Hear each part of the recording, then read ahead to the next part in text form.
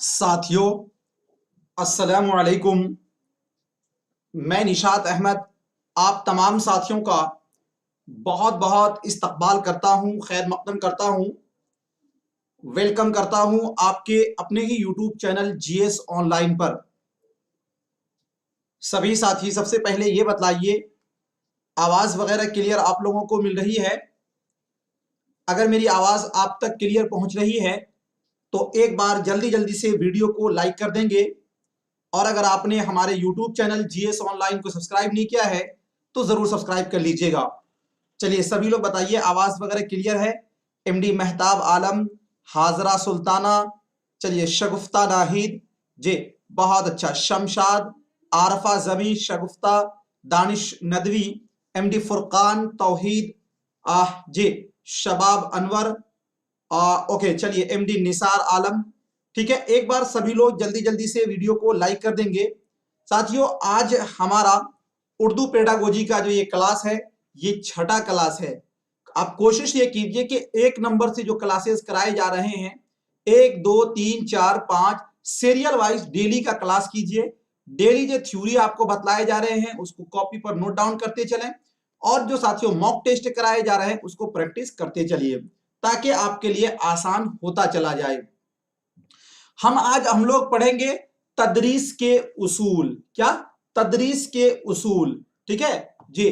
तो तदरीस के उसूल में कौन कौन से उसूल आते हैं और इसका जो पूरा डिफिनेशन है इसको क्लियर करेंगे, और इससे भी क्वेश्चन फंसते हैं, इससे भी क्वेश्चन आपको आता है। बहुत न्यू न्यू चीज इसमें हम लोग जानेंगे, इसलिए आज का ये क्लास भी हमारे लिए काफी इंपोर्टेंट है। इसलिए एक बार वीडियो को आप लोग लाइक कर देंगे। ठीक है, सभी को वालेकुम अस्सलाम। ठीक है, सभी को एक बार वालेकुम अस्सलाम। अगर छूट गया है तो आपको साथियों ऑलरेडी लिंक दिया गया है, उससे आप अपना कवर कीजिए पीछे का, ताकि आपको कोई दिक्कत आगे चलकर ना हो। ठीक है, चलिए तदरीस के उसूल में यह कहा जा रहा है कि कामयाब और नतीजा खेज तदरीस के लिए, यानी अच्छी तालीम के लिए मुअल्लिम को, मुअल्लिम इनसे शिक्षक, मुअल्लिम को चंद उसूलों को अपनाना जरूरी है। चंद ऐसे उसूल है, चंद ऐसे कवानीन है जिसको साथियों अपनाकर मुअल्लिम अपने तदरीस को एक नतीजा खेज और एक मुअस्सर बना सकता है। वो कौन कौन से हैं? तो सबसे पहले साथियों एक एक करके हम लोग देखते हैं। एक नंबर में है मालूम से नामालूम की तरफ। याद रखिएगा, हिंदी वाले पेडागोजी में भी ये आपको आएगा। ठीक है जी जी, मालूम से यानी ज्ञान से अज्ञानता की ओर, ये आता है उसमें मालूम से नामालूम की तरफ। क्या साथियों? एक नंबर में तदरीस के जो उसूल है, मैं बिल्कुल ठीक हूं, आप अपना कमेंट सभी रोक रोक दीजिए। सभी को वालेकुम अस्सलाम, एक बार मैंने कह दिया। अब साथियों आप ध्यान से आप चीजों को देखें, समझें, समझने की कोशिश करें, क्योंकि थ्योरी बेस है तो इसमें समझना ही कमाल है। चलिए एक नंबर में आपका है मालूम से नामालूम की तरफ जी। दूसरे नंबर में है आपका आसान से मुश्किल की तरफ। क्या? आसान से मुश्किल की तरफ। ये आपके तदरीस के उसूल के जो तरकीब, जो अज्जा हैं उसको बतलाया जा रहा है। तीसरे नंबर में है कुल से जुज की तरफ, और इसी कुल को कहीं कहीं पर आपको लिखा रहेगा मुकम्मल से जुज की तरफ। क्लियर? और चौथे नंबर में है मादी से गैर मादी शय की तरफ। क्या? मादी से गैर मादी शय की तरफ। मादी से गैर मादी शय का साथियों रहता है मकरून से मुजर्रद की तरफ। कहीं कहीं ऐसा भी दिया रहता है मकरून से मुजर्रद की तरफ, इसी को मादी से गैर मादी शय की तरफ को कहते हैं। और साथियों जो पांचवा नंबर है हमारा, वो है खास से आम की तरफ। क्या? खास से आम की तरफ। क्या? खास से आम की तरफ। और जो छठा नंबर है हमारा, वो है तज्जिया से तरकीब की जानिब या फिर तरफ। तज्जिया से तरकीब की तरफ, और इसी तज्जिया को बोलते हैं मुतअय्यन से गैर मुतअय्यन की तरफ। क्लियर? ये साथियों टोटल 6 जो है आपके तदरीस के उसूल है। क्या है? तदरीस के उसूल हैं। अब एक एक करके सभी को हम लोग डिटेल में समझेंगे कि क्या इसके उसूल हैं, इसका मतलब क्या होता है और इसका मतलब क्या होता है, एक एक करके। ठीक है, चलिए जिन लोगों ने भी वीडियो को लाइक नहीं किया एक बार लाइक कर देंगे, और आपस में आप बातें न करेंगे। थ्योरी बेस्ड क्लास में आपस में बात करना आपके लिए बहुत ही हानिकारक होगा। ठीक है, चलिए एक नंबर में साथियों आपने तदरीस के उसूल में पढ़ा मालूम से ना मालूम की तरफ, यहां पे ना छूट गया है, मालूम से ना मालूम की तरफ। इसका मतलब क्या होता है? इसका मतलब यह होता है ये तदरीस का फितरी तरीका है। अब देखिए, फितरी को आज ही मैंने आपको बताया स्वाभाविक होता है जिसका हिंदी। फितरी का मतलब यह होता है वो तरीका जो आपके घरेलू समाज मुआशरा में जे होता है, वो तरीका फितरी तरीका कहलाता है। उस तरीके कार में हम लोग मादरी जबान बहुत आसानी से सीखते हैं, उस तरीका में दूसरी जबान भी हम बहुत आसानी से इजी में सीखते हैं। तो मालूम से ना मालूम की तरफ, इसमें साथियों हमने ये जाना कि ये कौन सा तरीका है, ये तदरीस का फितरी तरीका है। सबक को पढ़ाते वक्त सबसे पहले इस बात का ख्याल रखना जरूरी है कि सबक बच्चों की साबका मालूमात से मरबूत हो। साबका मालूमात का मतलब यह हुआ कि हम जो सबक को पढ़ा रहे हैं वो बच्चों को पिछले जो चीजें पढ़ाई है उससे इसका साथियों क्या हो, लगाव हो, उससे इसका रब्त हो। ठीक है, इससे बच्चे मवादे मजमून को आसानी से समझ सकते हैं। मान लीजिए कि साथियों हम लोग मुरक्कब का बयान पढ़ा रहे हैं। किसका बयान पढ़ा रहे हैं? मुरक्कब के बयान में हमने पढ़ाया बे अलिफ ज़बर बा, और इसमें हमने पढ़ाया बा जोड़ अलिफ जोड़ ता, और उसको बताया कि बे अलिफ ज़बर बा ते माकुम बात। लेकिन हमने साथियों उसको मुफरद का बयान पढ़ाया ही नहीं, मुफरद का बयान पढ़ाया ही नहीं। मुफरद में अगर हम पढ़ाते तब उसको अलिफ पढ़ाते, तब बा पढ़ाते, तब ता पढ़ाते। तो ये चीज जब हमने इसको पढ़ाया ही नहीं और हम मुरक्कब के बयान में आ गए तो साथियों इससे कठिनाई होगी, सीखना बहुत मुश्किल हो जाएगा। अगर यही मुफरद का बयान हम पहले पढ़ा देंगे, उसके बाद जब ये मालूम हो जाएगा तो इस बेस पर हम जो चीज नहीं मालूम है उसको हासिल कर सकते हैं। इसी को साथियों कहते हैं कि पहले बेसिक जानकर फिर उसके बाद हाई, फिर उसके बाद हाई, फिर उसके बाद हाई। तो इसी को कहा जाता है मालूम से नामालूम की तरफ। ये तदरीस का फितरी तरीका है। सबक को पढ़ाते वक्त सबसे पहले इस बात का ख्याल रखना जरूरी है कि सबक बच्चों की साबका मालूमात से मरबूत हो, यानी जो पहले हमने पढ़ा उसी बेस पर। पता चला ए प्लस बी का होल स्क्वायर हमने पढ़ाया ही नहीं, उसको डायरेक्ट साथियों ए प्लस बी का होल क्यूब पढ़ा रहे हैं, तो ये तो गलत हो जाएगा ना जी।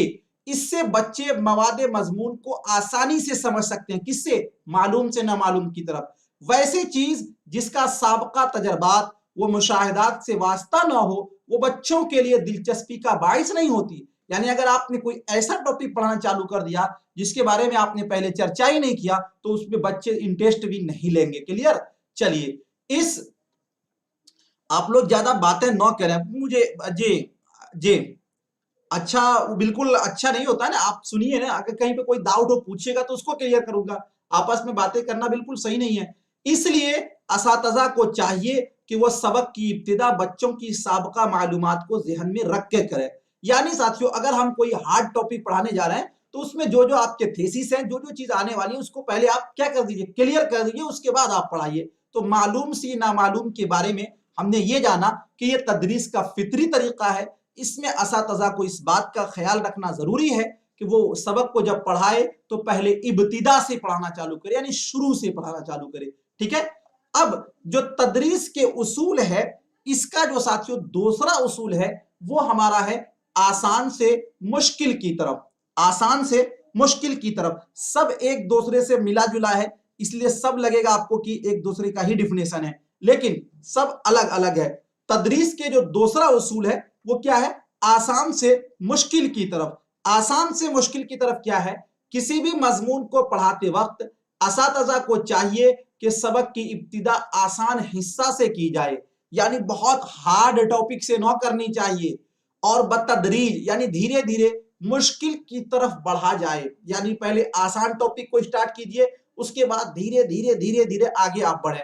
चूंकि आसान चीजें बच्चों को जल्द ज़हन नशी हो जाती है। जो बच्चे होते हैं साथियों, उसको जब आप आसान चीज पढ़ाएंगे तो बहुत जल्दी उसको एब्जॉर्ब कर लेगा। उसकी बनिस्बत अगर आपने हार्ड टॉपिक ले लिया तो वो उसको एब्जॉर्ब नहीं कर पाते, नहीं जल्दी सीख पाते। ठीक है, और आगे कह रहा है कि दिलचस्पी बरकरार रहती है। क्यों?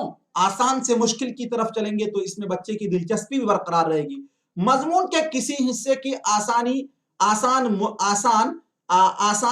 का मुश्किल होने का फैसला मुअल्लिम अपने मेयार से न करे।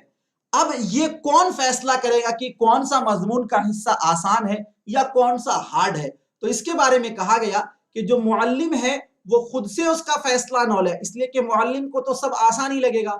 हम लोग भी जिस टॉपिक को पढ़ते हैं वो आसान लगता है, जिसको नहीं पढ़ते वो भारी लगता है। तो साथियों मुअल्लिम को इसका फैसला खुद से नहीं करना है, क्या करना है, बल्कि इसका फैसला बच्चों की पसंद, उम्र और ज़हनी इस्तेदाद की बुनियाद पे किया जाए, ज़हनी इस्तेदाद की बुनियाद पे किया जाए। यानी इसका फैसला आप क्या करें कि बच्चे किस चीज को चाह रहे हैं और उसका उम्र का पैमाना क्या है। मान लीजिए कोई बच्चा बहुत छोटा है, आप उसको साथियों भागा का नियम पढ़ा रहे हैं, आप उसको बोर्ड मास का नियम, तो वो होगा नहीं। पहले आप उसको जोड़ का नियम पढ़ाइएगा, उससे पहले भी आप काउंटिंग सिखाइएगा, ये उम्र का उसके तकाजा है। और ज़हनी तादाद उसकी इस्तेदाद क्या है, यानी ज़हनी सलाहियत क्या है, इस बात को मद्देनजर रखते हुए आप आसान और मुश्किल का फैसला करेंगे।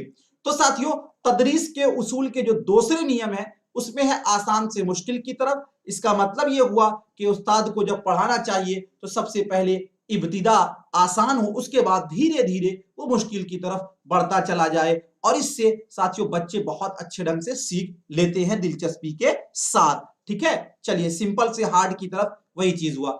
उसके बाद जो तदरीस के तीसरे उसूल है, तीसरे उसूल ये कह रहे हैं कुल से जुज की तरफ। देखिए कुल से जुज का मतलब क्या होता है, कुल से जुज का मतलब ये होता है साथियों, एक सिंपल सा आप इसको समझने का तरीका समझ लीजिए। अगर हम बोलते हैं बाजार, क्या बोलते हैं, बाजार, तो बाजार में क्या क्या होगा साथियों, बाजार के अंदर आपकी दुकानें होंगी। तो ये दुकानें, मान लीजिए दुकान में कौन कौन सी दुकान होगी, कोई लोहे की दुकान, कोई ये दुकान, कोई वो दुकान, ये सारी दुकानें अलग अलग जो ये आपके जुज हो गए, और बाजार ये आपका कुल हो गया। मान लीजिए हम बोलते हैं कलम, तो कलम साथियों ये आपका कुल हुआ। कलम में क्या क्या कौन कौन से पार्ट होते हैं, तो कलम के में जो एक आप लीड लगाते हैं वो होता है, कलम का जो अलग अलग हिस्सा होता है वो जुज कहलाएगा, और वो जो सब मिलकर जो बनता है वो उसे कुल कहते हैं। क्लियर? तो हमने ये समझा कि अब जो तीसरा उसूल है उसको हम लोग बोलते हैं कुल से जुज की तरफ, क्या, या फिर इसी को बोला जाता है मुकम्मल से, जी मुकम्मल से अज्जा की तरफ। इसका मतलब क्या होता है, इस उसूल के एतबार से सबक को कुल की हैसियत से पेश करके, सबक को कुल की हैसियत से पेश करके फिर उनके अज्जा की जानी चाहिए। क्या साथियों, कुल से जुज की तरफ का मतलब क्या हुआ, इस उसूल के एतबार से सबक को कुल की हैसियत से पेश करके फिर उनकी अज्जा की जानी चाहिए। यानी पहले बच्चों को मुकम्मल जुमले से आशना किया जाए, यानी पहले बच्चे को मुकम्मल जुमले को साथियों बतला दिया जाए, उसके बाद लफ्ज और हर्फ की तालीम दी जाए,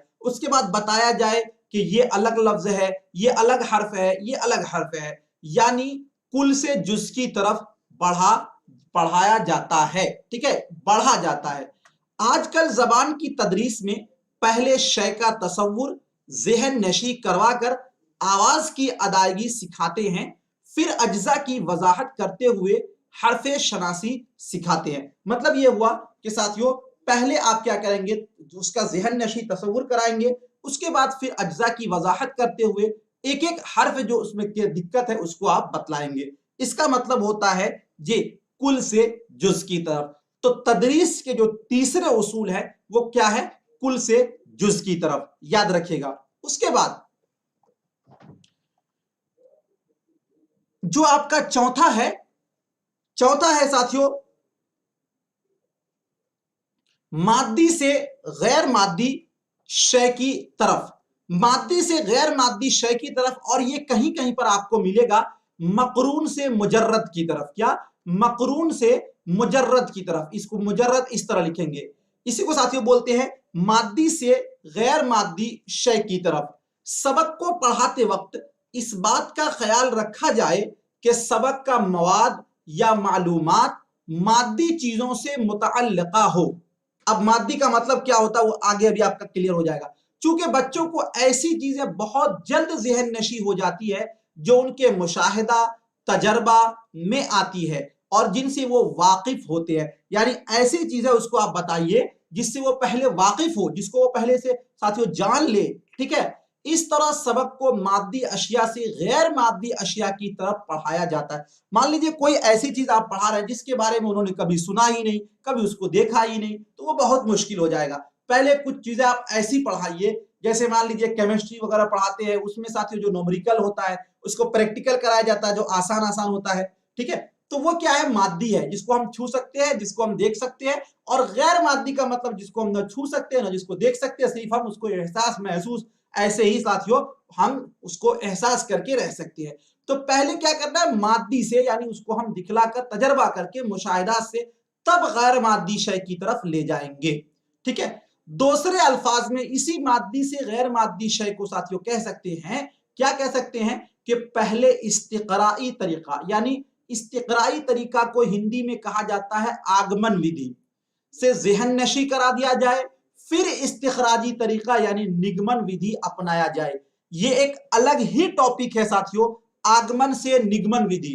अब पता है इस्तिखराजी तरीका, इस्तिकराई तरीका, ये दोनों साथियों अलग अलग चीज है, आप उसको समझ लीजिए। इस्तिकराई तरीका जिसका मतलब होता है आगमन विधि, इस्तिकराई तरीका ये कहते हैं साथियों, ये जो है ना इस्तिकराई तरीका, इसके बारे में अलग से मैं डिटेल में पढ़ाऊंगा भी, लेकिन याद रखिए ये जदीद तरीका है। जदीद तरीका का मतलब ये होता है इस तरीका कार में साथियों रटवाया नहीं जाता है। इस तरीका कार में क्या होता है, तलबा की मालूमात का इस्तेमाल करके कवायद की तालीम दी जाती है।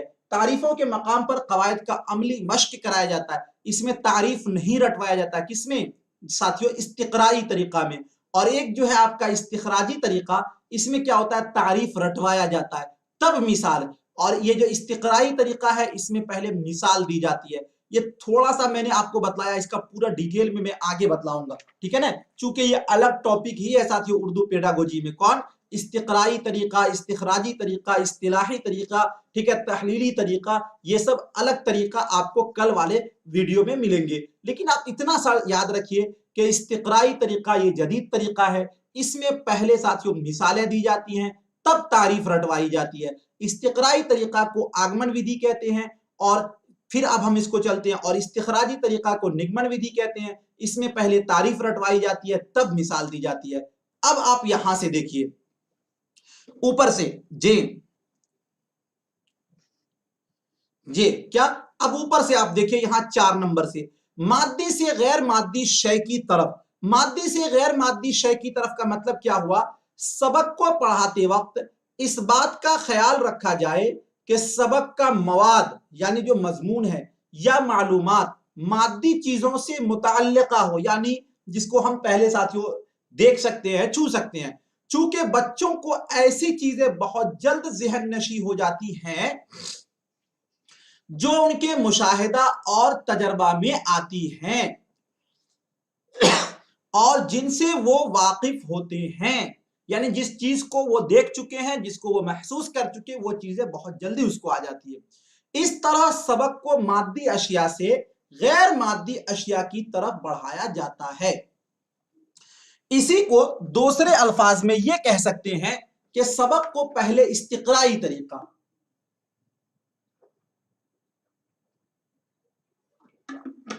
सबक को पहले इस्तिकराई तरीका से ज़हन नशी करा दिया जाए, फिर इस्तिखराजी तरीका अपनाया जाए। अब देखिए इस्तिकराई तरीका का मतलब यह हुआ कि पहले मिसाल से आप बता दीजिए सबक को, फिर बाद में उसकी तारीफ रटवाइए, बाद में क्या करिए, तारीफ रटवाइए। यानी साथियों इसी को बोलते हैं मादी से गैर मादी शय की तरफ। चलिए उसके बाद आगे चलते हैं, तज्जिया से तरकीब की जानिब। तज्जिया से तरकीब की जानिब, तज्जिया से तरकीब की जानिब, ये भी आपके जो तदरीसे उसूल है उसका ये 5वां साथियों ये पार्ट है। तज्जिया से मुराद किसी कुल के अज्जा को अलग अलग करना है, यानी कोई कुल है उसके टुकड़े टुकड़े करके अलग अलग करके साथियों वो क्या होता है, आपका तज्जिया होता है। जबकि तरकीब से मुराद तमाम अज्जा को जोड़कर कुल बनाना है। अब देखिए आप में से ये लोग बताइए कि कुल कितने लोगों को समझ में बात आ रही है, कुल किसको बोलते हैं, और ये बताइए जुज कितने लोगों को समझ में आ रही है। ये चीजें सभी को समझ में, अगर समझ में आ रही है कुल और जुज तो यस यस लिखिए।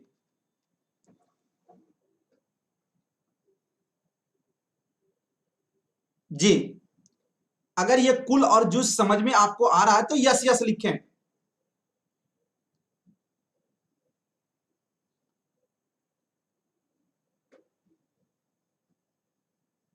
जी हाँ, कुल का मतलब होता है टोटल। क्या होता है?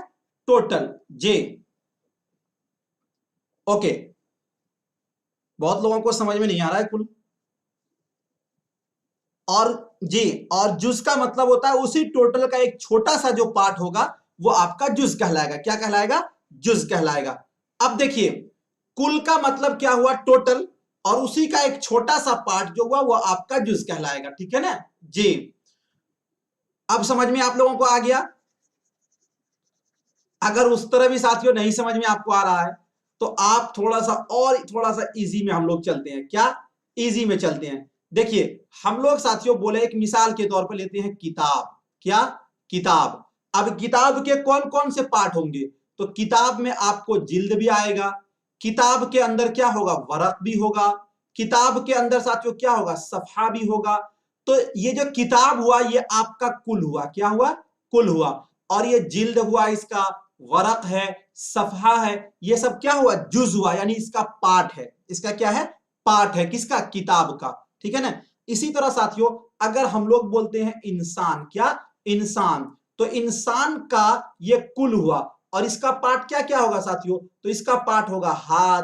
ठीक है? इसका पार्ट क्या होगा साथियों? नाक। इसका पार्ट क्या होगा? कान। इसका पार्ट क्या होगा? दिमाग। तो ये सब इसका पार्ट है। ये पार्ट आपका जुज कहलाएगा, और इंसान क्या कहलाएगा? कुल कहलाएगा। क्लियर? अब ध्यान दीजिए, ये चीजें हम लगता है कि अब आपको समझ में आ गई होंगी। कुल का मतलब होता है टोटल, और जुज का मतलब होता है उसका जो पार्ट है, उसका जो छोटा सा एक यूनिट है, वो आपका क्या कहलाएगा? जुज कहलाएगा। अब ध्यान दीजिए, तज्जिया से तरकीब की जानिब। तज्जिया से मुराद किसी कुल के अज्जा को अलग अलग करना है। कोई कुल है, उसके जो टुकड़े टुकड़े करिएगा वो साथियों आपका क्या कहलाएगा? तज्जिया कहलाएगा। ठीक है?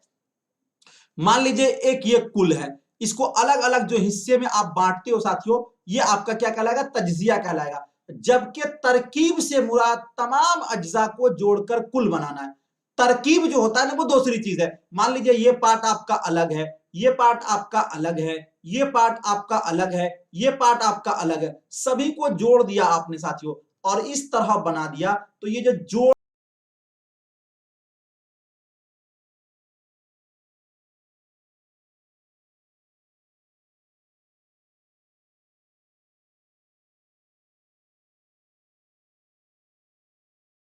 अज्जा को जोड़कर कुल बनाना है। तरकीब के जरिया एक मखसूस शक्ल हासिल होती है। किसी चीज को बारीक बीनी के साथ मुताला करने के लिए उसके मुख्तलिफ अज्जा को समझना और उसकी खुसूसियात को मालूम करना जरूरी है। यानी किसी भी चीज को अगर आपको बहुत अच्छे ढंग से समझना है तो साथियों उसके लिए जरूरी है कि आप उसके तज्जिया कीजिए, अलग अलग पार्ट को जानिए, तब आप अच्छे ढंग से जानेंगे। तो ये भी आपके तदरीस के उसूल में है। क्या?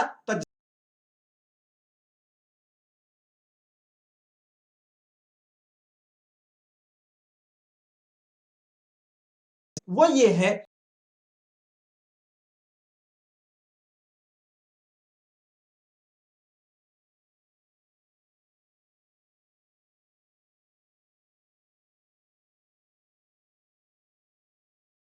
के सादा तसव्वुरात को समझाए, यानी जो सिंपल सिंपल चीज है उसको समझाए, और बतदरीज पेचीदा तसव्वुरात की वजाहत करे, और उसी में जो हार्ड हार्ड ये है उसकी वो वजाहत करता चला जाए। तो ये होगा खास से आम की तरफ। किसी मुश्किल मौजू को समझाने के लिए पहले चंद मिसालें दी जाए।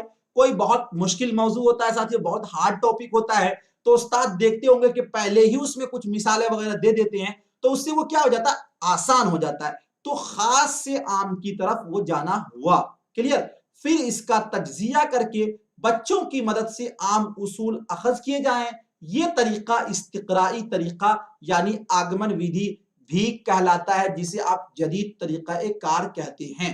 तो साथियों, तदरीज के जो उसूल हैं वो ये टोटल 6 उसूल है। इन 6 उसूलों को आप याद रखिएगा। ये आपको कभी भी पूछा जाता है, डिटेल में नहीं पूछा जाता है, लेकिन आपको इतना सा पूछा जाएगा कि मुंदरिजा झेल में तदरीस के उसूल में से को किसका शुमार होता है, इस तरह पूछा जाता है। क्या तदरीस के उसूल में किसका शुमार होता है, और उसमें दे दिया जाएगा मालूम से नामालूम की तरफ, आसान से मुश्किल की तरफ, कुल से जुज की तरफ, मादी से गैर मादी शय की तरफ, और इसी को बोलते हैं मकरून से मुजर्रद की तरफ, खास से आम की तरफ, तज्जिया से तरकीब की जानिब या तरकीब की तरफ। ये टोटल 6 उसूल है, कहीं कहीं पर ज्यादा भी आपको आता है। ठीक है, चलिए अब यहां तक क्लियर है साथियों,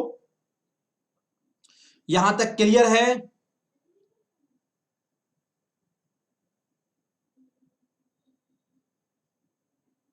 जी, यहां तक क्लियर है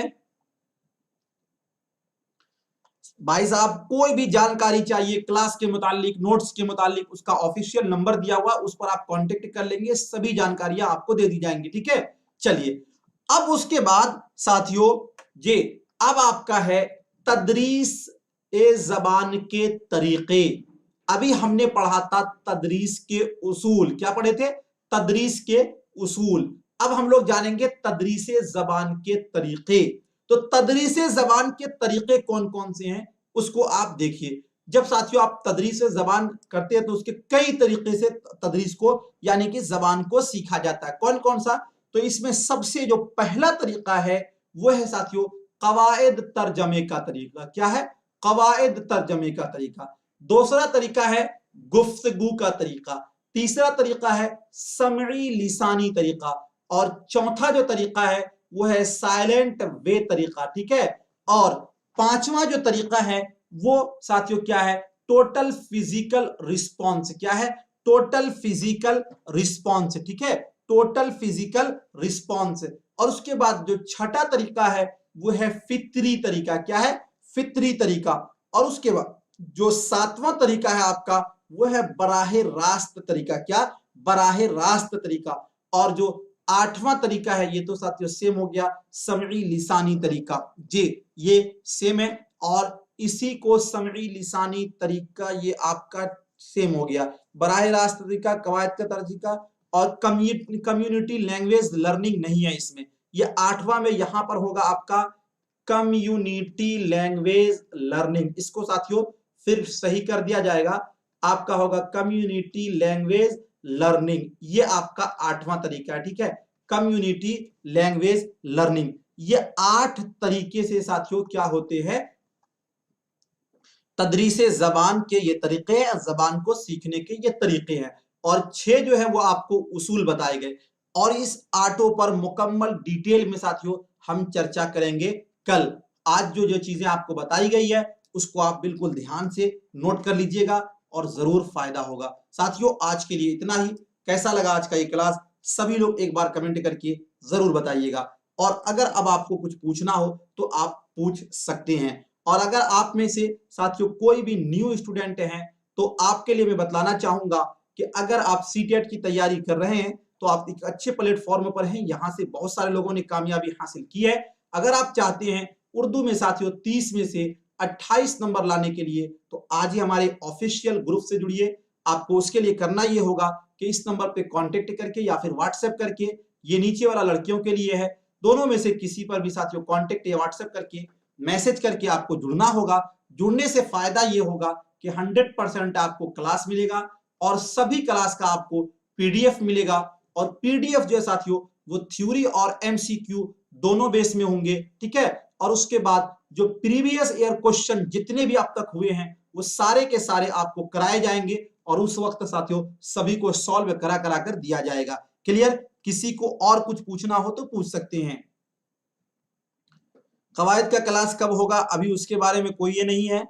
यूपी टेट का क्लास होगा तो उसमें आपको करा दिया जाएगा कवायद। ठीक है जी, हार्ड नहीं है बिल्कुल, इसको आप पढ़ेंगे तो बिल्कुल आसान हो जाएगा। किसी भी चीज को साथियों एक दिन में हम लोग जो सीखने की कोशिश करते हैं ना वो ना करें। हम 20 वीडियो न देखकर एक ही वीडियो को देखें और एक ही टॉपिक को अगर हम 3 से 4 बार पढ़ लेंगे तो उससे बेनिफिट क्या है साथियों, 20 टॉपिक एक दिन में न पढ़ें, एक ही टॉपिक को हम 4 बार पढ़ लें तो उससे क्या होगा कि ये टॉपिक हमारा बिल्कुल मजबूत हो जाएगा। ठीक है, हम लोग क्या करते हैं, एक बार हमने देखा उसके बाद देखते ही नहीं और उसके बाद बोलते हैं बहुत हार्ड है। 20 किताबें न पढ़कर हम एक ही किताब को अगर 5 बार पढ़ लेते हैं तो इतना तो इजी है साथियों कि वो क्लास के उस किताब का हम 70% चीजों को हम समझ लेंगे। क्लियर? लेकिन अगर आप 20 किताब को पढ़ते हैं तो साथियों समझना बहुत मुश्किल हो जाता है, क्योंकि हर एक वीडियो या हर एक किताब में सबका अपना अपना स्टाइल होता है समझाने का। आपको कौन सा तरीका समझ में आए ये भी आपके लिए मुश्किल हो जाएगा। क्लियर? किसी को कुछ पूछना है? जी,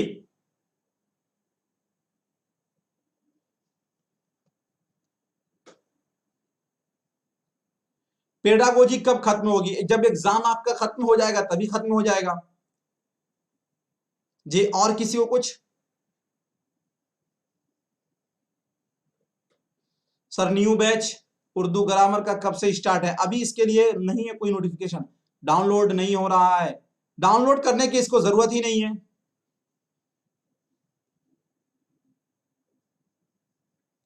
सभी लोग एक बार लाइक कर दीजिए, ठीक है?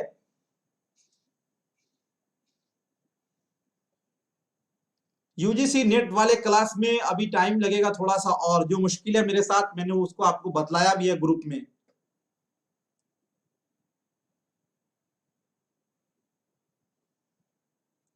जी ठीक है साथियों, अगर आप ज्वाइनिंग नहीं करते तो उसका फायदा ये है कि आपको सिर्फ 30% क्लास मिल पाएगा, और उसमें जो मॉक टेस्ट है, एमसीक्यू है, ये सब आप नहीं दे पाएंगे। ठीक है ना जी? चलिए, बहुत बहुत शुक्रिया साथियों, थैंक यू। मिलता हूं फिर नेक्स्ट टाइम नेक्स्ट वीडियो के साथ। जब तक के लिए खुदा हाफिज, अपना ख्याल रखेंगे। शुक्रिया, थैंक यू, बहुत बहुत शुक्रिया।